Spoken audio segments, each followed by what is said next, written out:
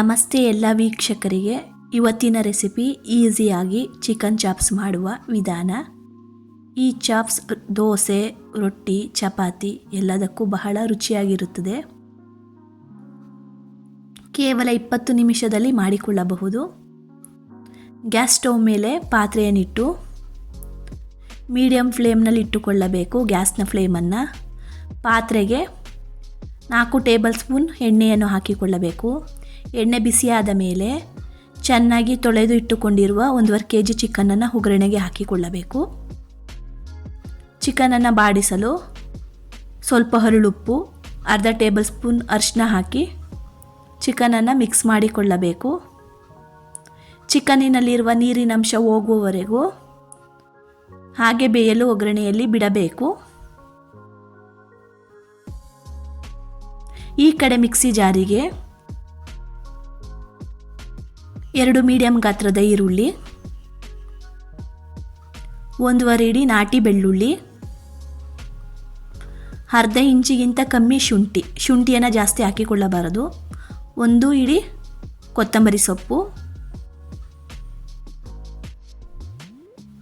6 ಹಸಿಮೆಣಸಿನಕಾಯಿ, 1 ನಾಟಿ tomato, 2 spoon ಕಾಳುಮೆಣಸು, 2 ಪೀಸ್ ಚಕ್ಕೆ, 4 ಲವಂಗ, 2 ಟೇಬಲ್ ಸ್ಪೂನ್ ಮಟನ್ ಸಾಂಬಾರ್ ಪುಡಿ ಇವೆಲ್ಲ ಹಾಕಿ ನುಣ್ಣಗೆ ರುಬ್ಬಿಕೊಳ್ಳಬೇಕು. ಚಿಕನ್ನಿನಲ್ಲಿರುವ ನೀರಿನಂಶ ಹೋಗುವವರೆಗೂ ಚಿಕನನ್ನು ಹಾಗೆ ಬೇಯಿಸಿಕೊಂಡು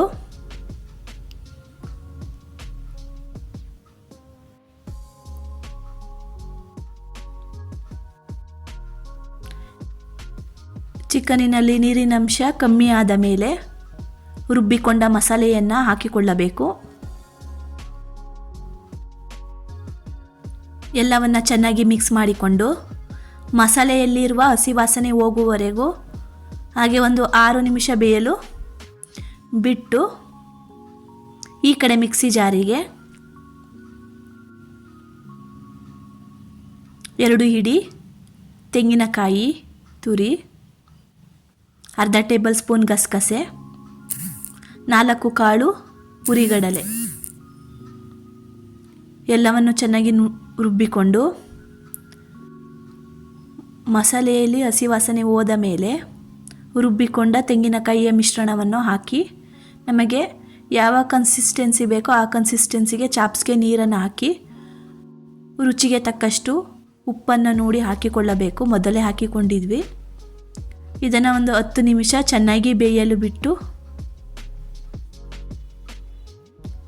ಚೆನ್ನಾಗಿ 10 ನಿಮಿಷ ಬೇಯಿಸಿದ ನಂತರ ರುಚಿಯಾದ ಚಿಕನ್ ಚಾಪ್ಸ್ ರೆಡಿಯಾಗುವುದು. ಈ ರೆಸಿಪಿ ನಿಮಗೆ ಇಷ್ಟವಾದಲ್ಲಿ ಲೈಕ್ ಮಾಡಿ, ಶೇರ್ ಮಾಡಿ, ಸಬ್ಸ್ಕ್ರೈಬ್ ಮಾಡಿ. ಬೇರೆ ರೆಸಿಪಿಗಾಗಿ ಕಮೆಂಟ್ಸ್ ಮಾಡಿ.